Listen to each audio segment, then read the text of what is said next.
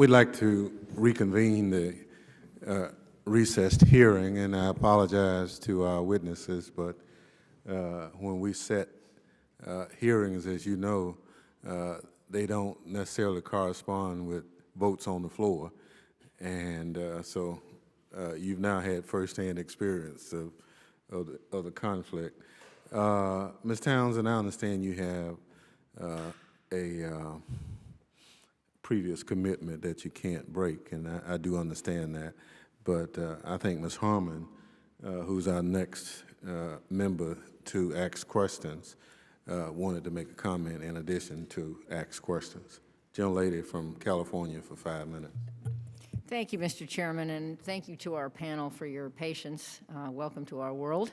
My special welcome to two of the panelists who have been co-conspirators for many years, one of whom is Fran Townsend. I thought your service in the White House was exemplary, and you were always available to counsel on a bipartisan basis or a nonpartisan basis about what we ought to do to protect the homeland. And I miss you. I want you to know that. And you are a reason why I think there needs to be someone exactly like you in the White House, whether that person works for the National Security Council or not, someone with that level of expertise and that level of availability. Otherwise, I worry about the future. And to you, Bruce Hoffman, you have again been a really invaluable counselor and continue to be on how to get some of our legislation right, how to navigate the shoals out there, which are sometimes difficult. Some of you tuned into yesterday's hearing and you got full the frontal view of that. But all of us up here think that the terrorists aren't going to check our party registration before they blow us up. And to Peter King, who is not here right now, I do actively use the word terrorism. I served on the National Council on Terrorism in 1999 and 2000, then chaired by L. Paul Bremer. One of the other members was Juliette Kayyem, whom I think is an excellent pick for the state and local position at the Homeland Security Department. I'm very glad she's going there. And I do worry, just as Bruce does, about what's happening to kids in Minneapolis, or pick another place. And when are we going to learn about that on the front end before it's too late? So I freely use the word. I, on the other hand, however, think we have overplayed the fear card, and what we should do is prepare, not scare the public in America about the real terror threats we face. So that's the end of that little speech. Let me put some of my thoughts out about this and invite comments from anybody. Number one, I agree with the testimony that the organization should be dictated by effectiveness. I'm not sure how the boxes should line up. I am sure that we need a Fran Townsend equivalent in the White House. And boy, is she proof that power comes in small sizes. I have great regard and affection for the National Security Advisor, Jim Jones.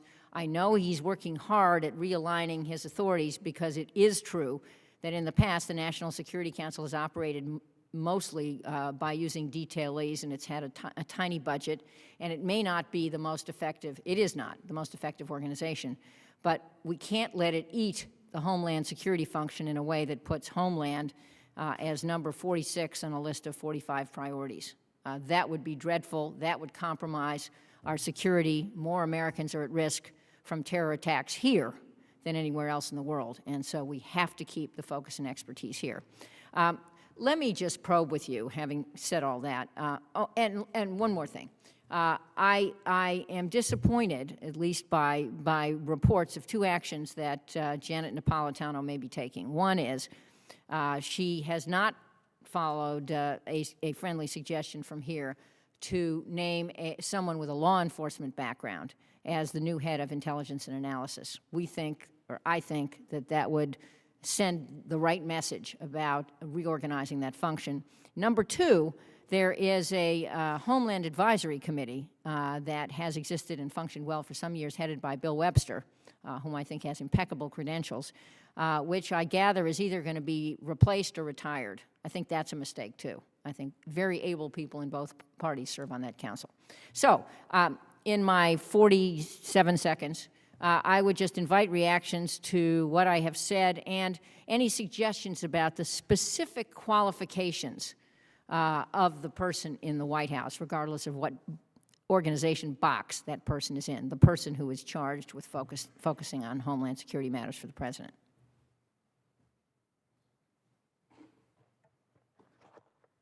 Congresswoman Harman, thank you very much for your very generous remarks. It was a great privilege to me to be able to work on a nonpartisan basis, and frankly, I had the freedom to do that because of the authority vested in me by the President, and so it really was, I think we got a lot of good things done that way. I will say that I think it's hard to come up with what the perfect list is of qualifications, because whoever it is will come with their own experience, and then they'll build their staff around them in some ways based on what their experience is not, because you want good, smart people around you that cover you where you're weak. And so, of course, you want someone, look, as I mentioned earlier, I thought it was a great asset to me to have worked at a local level. There aren't a lot of people, as it's been pointed out by my other panel members, in senior levels of the federal government who have had local experience. But boy, it served me very well in terms of understanding the issues, and particularly implementation at the field level. I will also tell you, I was fortunate to have had a legal background, and I'd encourage Ken to make an observation about that. My law enforcement and legal background and time in the Justice Department was tremendously useful.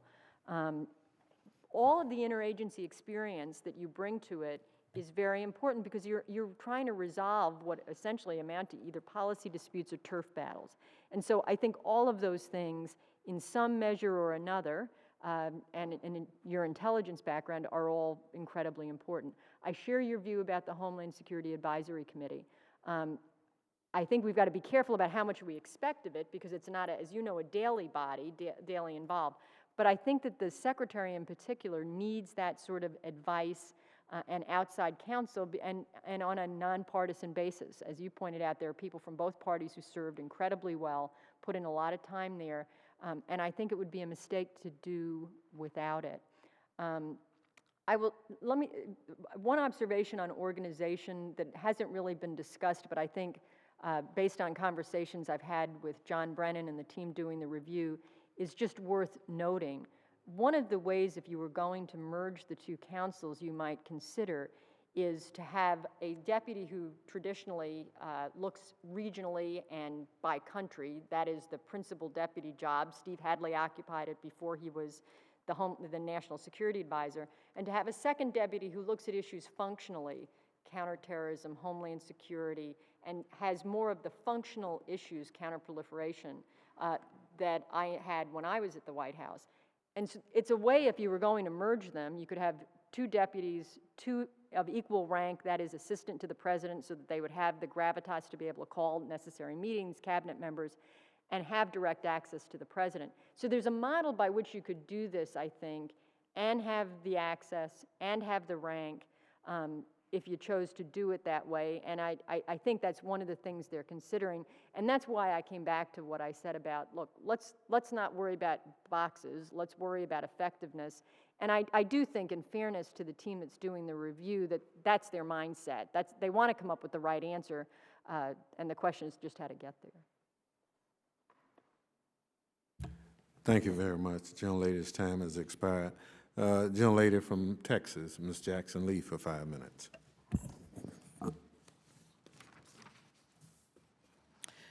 Thank you very much, Mr. Chairman. I think this is an important discussion, and as well, hopefully at the end of the 60 days of the study that the President has authorized, that we will have the right answer. And I think that is certainly a challenge.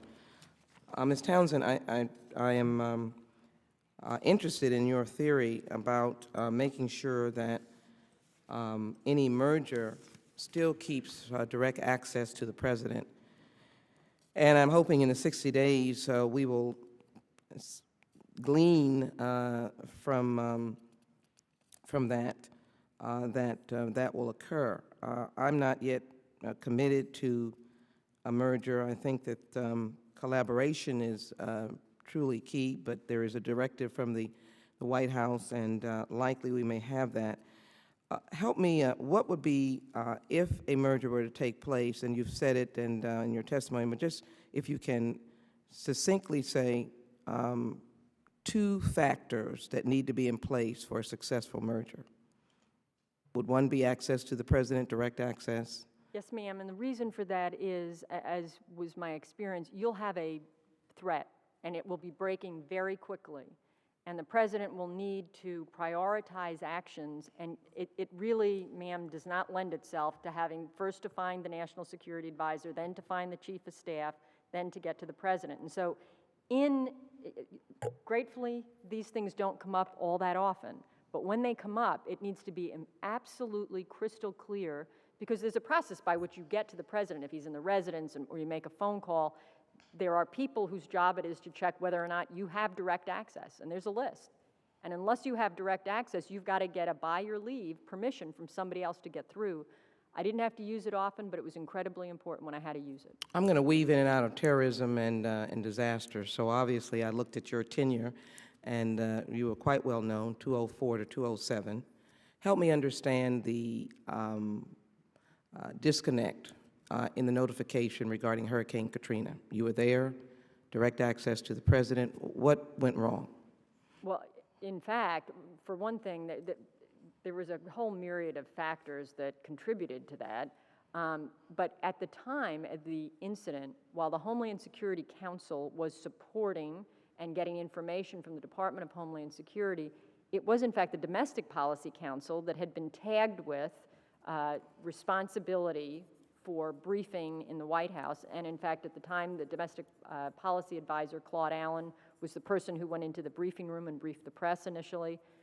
We were supporting him, so I can't tell you exactly how that worked. So when your name was Homeland Security, but it did not, it didn't connect to the Domestic Council because that was left to them. It didn't connect that you were Homeland Security, which is securing in the wake of terrorism, but also FEMA is under Homeland Security, but yours, you were distinguished from what the responsibilities of the Domestic Council, which would have addressed the question of a tragedy or a natural disaster in the United States. Is that what you're saying? We had we did interact with DHS, we did interact with FEMA, but there were lots of equities going on in the midst of that crisis.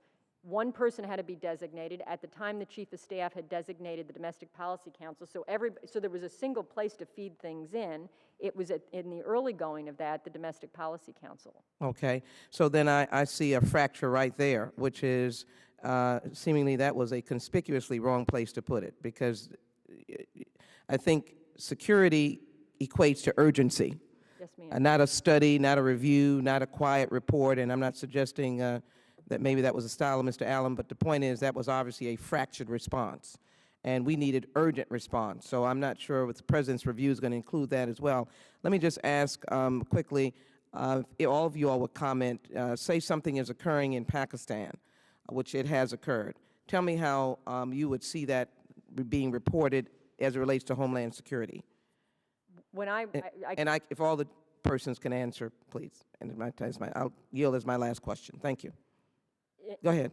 In my time there, if it was a threat emanating that involved the United States, first of all, the first thing that would have happened was Steve Hadley and I would have discussed how are we going to integrate the information and how are we going to brief the President. We typically briefed him together because we had both foreign policy implications to that. If there was an incident in Pakistan, it would have impacted Afghanistan. It would have DOD implications. Steve would be pulling that together, the National Security Advisor. I'd be looking at how that threat related outside the region, outside of Pakistan, whether it was the UK, and that we were talking to intelligence services around the world. We had the appropriate domestic law enforcement response, and DHS, and so I would be bringing that piece. Steve Hadley would be bringing the military and foreign policy piece, and then we would be responsible for integrating that into a single comprehensive brief to the President. Just to add to that, Congresswoman, keep in mind that structurally, the Directorate for Combating Terrorism over at the White House co-reported to both the National Security Advisor and the Homeland Security Advisor. So anything having to do with terrorism would co-report, and that information would get sent to me and to Hadley, or to Fran and to Hadley, because obviously there are homeland dimensions as well as international military intelligence dimensions to any terrorism incidents throughout the world. Congressman, the Massoud threat that came about is, I think, a good example of where clearly there's an international dimension that the National Security Council would be focusing on, but there is also a domestic dimension that the Homeland Security Council should be focused on in a strategic way rather than an operational or tactical manner. The department should certainly be pulsing the whole system operationally and tactically on the kind of reports that need to go out. But the kind of threat that we have from Massoud or others, the Homeland Security Advisor, Homeland Security Council should be looking at that from a policy strategy point of view and using that as, frankly, an opportunity to advance the conversation with the state and locals about the implications of that kind of event strategically for the state and locals. Congresswoman, the information would get to state and locals through National Counterterrorism Center and the ITAG-G that I mentioned earlier if the information, take the London train bombings, for example, as early as we knew about those, and we were fortunate that a number of the largest of our city chiefs were in one place at one time. Once they became aware, and this is in the middle of the night, and the largest cities with the subway systems had an immediate decision to make about deployment and counter measures. Those things would happen in real time down through that intelligence channel. Okay. Well, it obviously has to be seamless, I think, because Mumbai attack showed, I think it's just as easy to get on a boat in Karachi and sail to the port of Angeles or the port of Baltimore or any other port in the United States as it is to sail to Mumbai. I just want to make sure. Let me just conclude and yield back. I think what I'm gleaning from the testimony is a quick response, direct response, disseminating information should be our key, and particularly disseminating intelligence should be our key. And Ms. Townsend, I clearly think there was a breach on the Katrina. I think that was the wrong determination to put it on a domestic side, because whenever you are in dishevel and upheaval, it is as much vulnerable to Hurricane Katrina as it might be to attacks on our oil processes in the Gulf. It might be the time to come and do so. So I think it's Homeland Security, and I understand the chiefs were saying that you all the idea is to have a structure that gets information to you as quickly as possible, if it has a relevance to your security of your area. Yes, ma'am. All right. That's correct. Mr. Chair, I yield back, and I think we do have some work before us in terms of ensuring that this system works and works well. I yield back. Thank you. Ms. Townsend, I know you, I will dismiss you in a moment, but I do have a quick question, and this is for after you can answer first, and then take your leave. Thank you. You and I have worked together for quite a while. What would you do differently now? I think I actually think that there needs to be. I would change the personnel structure to more closely match the NSC, where they're entitled separately. It doesn't all have under the same White House rules. It gives them greater flexibility in terms of who they recruit, how they get detailees. And so if I was going to change it, I'd actually change it to more closely mirror the NSC system. I'd give it more resources. I think, Ken and I were talking during the break. I don't think I ever got it to 1/4 the size at its largest of the NSC, and that's a problem. The kinds of input and expertise I needed was very different. I needed a lot of technical expertise. I had doctors on my staff to help me think through bio issues and the pandemic planning issues. And so I had a greater need for real technical expertise on my staff, and I didn't have enough. And so it was a combination. I need more, and I need real particular expertise. And you need the flexibility to get that and then do an issue and send people back. And I didn't have the sort of personnel and budget flexibility that I found they really did have more of on the national security side. Did you share that with the President's Review Team, or did you even talk to the President's Review Team? I did. I was Okay, interviewed, good. and they asked me to share my observations, Great, and I was yeah. very, very candid. Excellent, thank you. We appreciate your testimony today. Thanks so much. It's good to see you again. Gentlemen, please jump in here.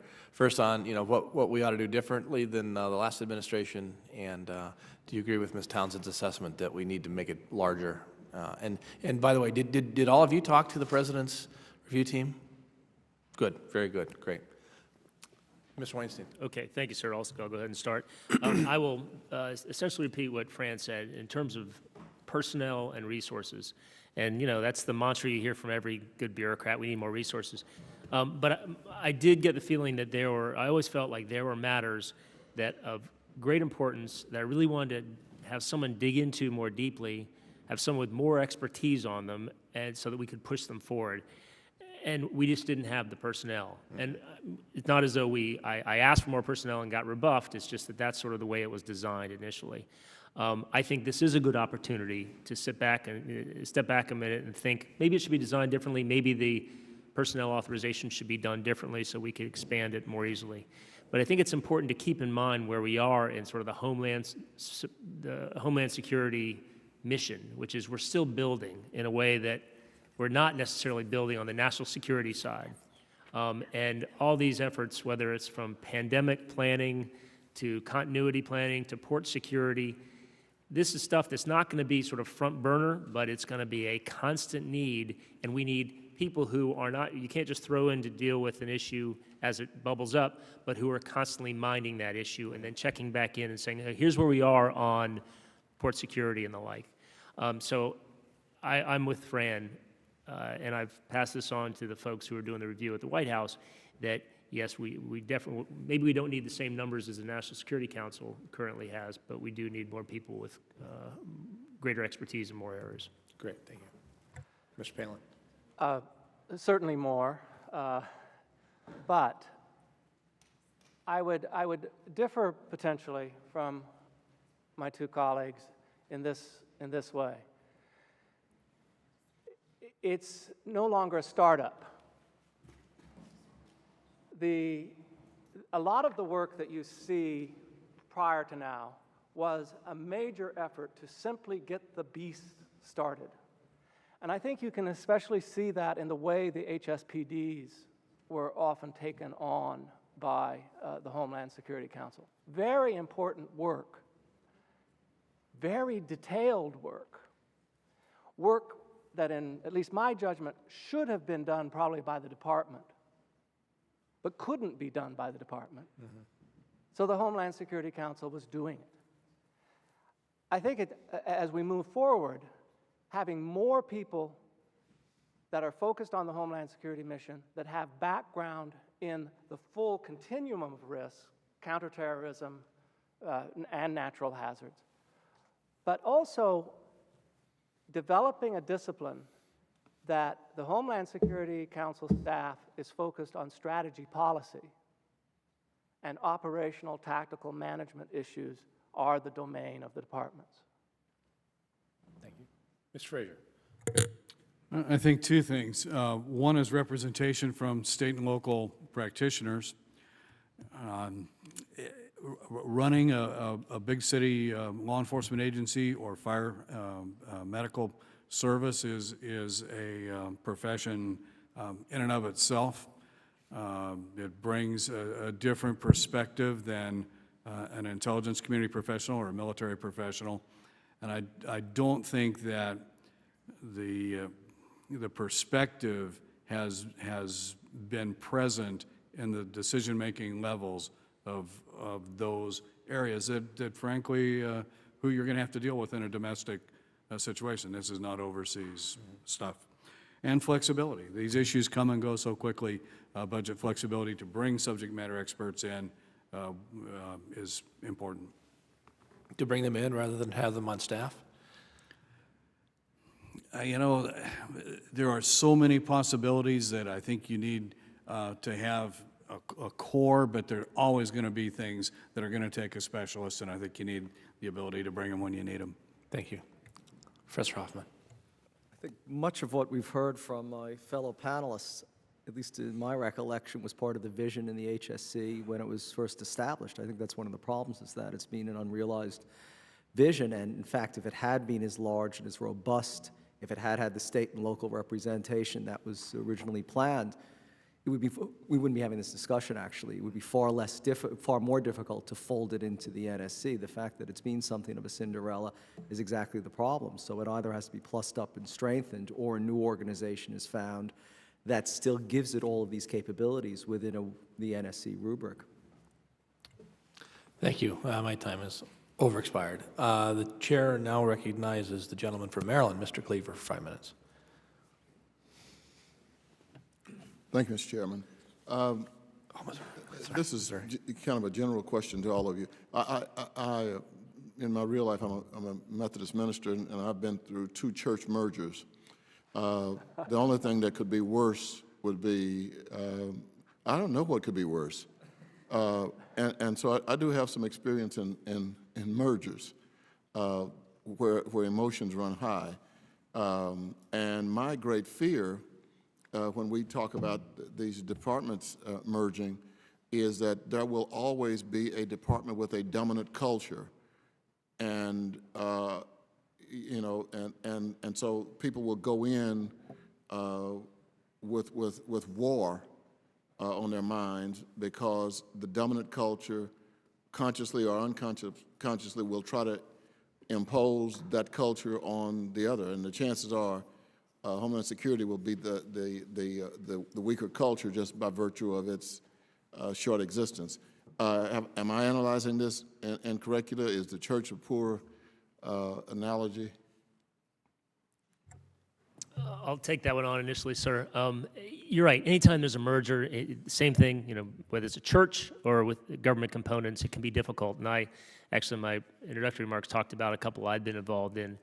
And it's tough. You've got the human factor you've got to deal with. I think in this case, that's going to be mitigated by several things. For one thing, at least the possibility of friction at the front end. One thing is, you know, they're starting with a clean slate. There's a new administration. They're walking in there with primarily new people, at least in the Homeland Security area. Obviously, new Homeland Security advisor and the like. So it's not as though you're going to have to merge 2 long-standing bodies together with their own cultures, et cetera. That's one thing. Secondly, the president has made it clear he's firmly behind this effort to do this review, and that makes a big difference. People might have concerns about it, but the president is the one who's dictated it and ordered it, and that makes a huge difference. Kind of like a bishop in a church. Yes. Yeah, I think so. And you know, so you know that it's coming from on high. And I think also the last thing to mention is the process of this review that they're doing right now. I'm confident that at the end of the day, whoever disagrees with the recommendation and the president's decision will at least not be able to challenge the validity of the process, because the folks that I've been working with over there are being very inclusive, are talking to everybody from all perspectives, all sort of interest groups who might have an interest in this. So at the end of the day, no one's going to be able to say, hey, you know, our interest in this got short shrift, because they all will have some input in the process, and that will go a long way to ensuring its credibility. Mr. Palin. If it was just the merger of 2 churches, I would agree with everything that was just said. I think a better analogy is the merger of a United Methodist seminary with a Free Methodist seminary. Won't work. Yes, sir. And the reason, for those that might not be aware of Wesleyan theology, is that the theory, the concepts, the practice of national security are very well developed. Those dogmas and doctrines have a robustness that we do not yet have in Homeland Security. And there needs to be a period of time to allow that new discipline to develop. And I'm afraid that giving over the care of Homeland Security to the big brother, national security, will stifle that potential. You hit on something, Mr. Weinstein. what happens to the National Continuity Coordinator, which has been also presidentially mandated? I mean, what happens there? Who does the coordination? That's one of the myriad functions of the Homeland Security Council, the Homeland Security Advisor, that will then have to be sort of allocated if that person in that council gets merged with the NSC. I don't know. I assume it would be the Homeland Security Advisor, or whatever that person's title is. The person who has the Homeland Security responsibilities in this new entity would retain that, because that's very much a Homeland Security. Yeah. But of all the federal agencies, do you think that we can chance inside squabbling that could impede the efficiency of Homeland Security or national security? I mean, if it were, HUD and Commerce, we can probably, work it out. Nobody's going to get hurt, But we're talking about national security and Homeland Security. And if there's any chance that the infighting, which I know for a fact exists even without a merger in the federal government, is it worth the risk? No, We will hear the answer, after which my friend's time will have expired. So I think that's a very good point, very good question. My point is, sort of aside from looking at the substantive question as to whether Homeland Security should be separate from national security, in terms of the prospect of friction, I think there is that prospect. For the reasons I cited, I think that prospect is somewhat diminished here. And I think advocates of merger would say that is more than, the concern about that is more than counterbalanced by the infighting that already exists because of the fact that you have two separate councils operating in the same space. I actually don't believe that infighting is all that great. I never saw it, I never felt it. But obviously, whenever you have two different groups or two different sets of people working in the same area, there's a possibility of lack of coordination. So advocates would say, even if there might be some growing pains after the initial merger, they're not going to be so much that it outweighs the benefit of getting rid of this, the jockeying and the rivalry between the agents, between the two different councils. Thank you, Mr. Chairman. Thank you. The gentleman's time has expired.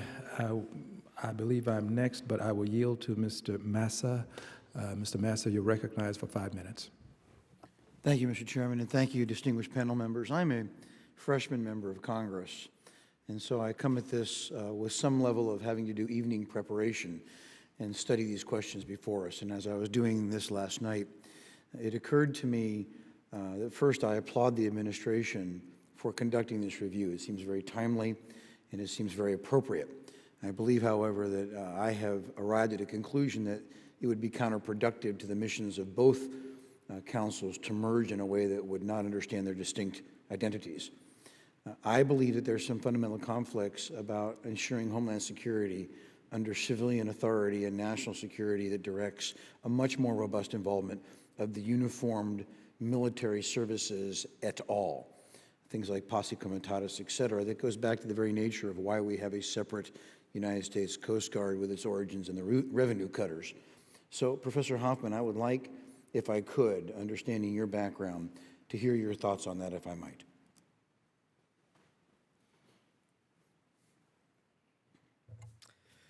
Well, I mean, you've hit the nail on the head as you're talking about two different cultures and two different orientations and missions, but also in many respects, two different sets of stakeholders as well. And the national security structure, which has been overwhelmingly outward-looking, that hasn't had to deal with many of the domestic issues, even when there has been overlap with terrorism, it's still, I think, it has a very different orientation. So I think that what suggests is that, well, firstly, I have trouble using the word merger, but maybe I'm alone in that. It doesn't seem like a merger to me. I mean, merger to me implies something of parity. I mean, this Could it be is parity. could it be a hostile takeover? Well, absorption or folding in, I think, was the diplomatic phrase that I used. But I think you've identified one of the key concerns, which underlies all of this, is the fundamental one of civil liberties and about government that is able to keep us safe and secure while still being mindful of the fundamental rights and freedoms that the United States citizens enjoy. And I think, you know, I don't have an answer to your question about how we facilitate it, but I think your concern, though, is well-founded, because you're talking about an agency that hasn't had to pay attention to these things to the extent of some of the challenges we see with the Department of Homeland Security, for example, and even some of the challenges we see with fusion centers, who have to deal not just with the mechanics of intelligence sharing, but not least with successfully doing all that without being seen. No one has the intention, I think, to violate civil liberties. It's often the perception, and that perception can undo a lot of good work. Thank you, Professor. I'd like one last specific question, a quick follow-up, Mr. Chairman, if I might. I sit on the Maritime Security Subcommittee of this full body, and there are many, many issues before us. But as we talk about hostile takeovers and mergers and acquisitions in this environment, it occurs to me that perhaps now is the time to ask a question about the closer coordination between the United States Naval Service and the United States Coast Guard, which has always been very separate. But even today, if we're going to review at the topmost levels, should we be discussing the correct placement for the maritime security forces as a body? Mr. Palin, I would like to hear from you on that. And I'm sorry to toss a hand grenade at you, I know.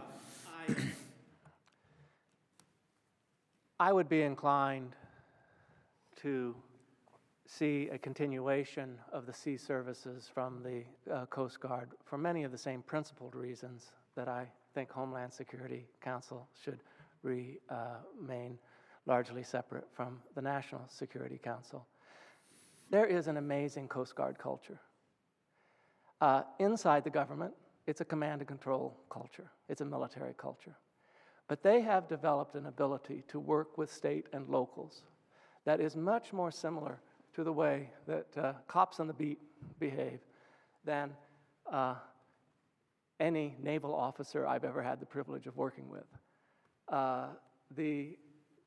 The sea services, both the Marines and the naval services, have a very important outward-looking role to play.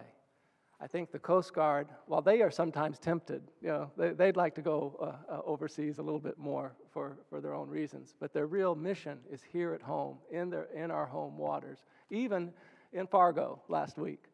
And we want to preserve, protect, and advance that very special culture that we have in the Coast Guard, not lose it inside the much bigger, broader, powerful naval services. Well, thank you for that, and I tend to agree with you, having spent 24 years in the Navy and having developed an incredible respect for the Coast Guard, who frankly often did much more than I was able to do on 1/10 the budget. So they have certainly earned the admiration of all my fellow naval officers, and I appreciate your insight into that and actually concur with you. Mr. Chairman, I yield back the balance of my time. Thank you very much. I don't think you'll find any disagreement with your statement. We've found very personally during Katrina and some other emergencies how the Coast Guard really served this country and its citizens well. Let me thank the witnesses for their testimony and their patience in staying around while the votes were being taken. Let me assure you, you were invited because of your contribution. You were not invited because you're all singing off the same page. And we got exactly what we were looking for in your testimony. And it will ultimately, we think, go toward some solution to exactly what we will do based on that testimony. Again, I do thank you for your, the witnesses. I'll yield to the gentleman. Yeah? I'm okay, Mr. Chair. You all right? I'm all right. I mean, we got a little time. Okay. We getting out tonight, so everybody's feeling good. Again, I thank the witnesses for their valuable testimony and the members for their question. The members of the committee may have additional questions for you, and we will ask you to respond expeditiously in writing to those questions. Hearing no further business, the committee stands adjourned.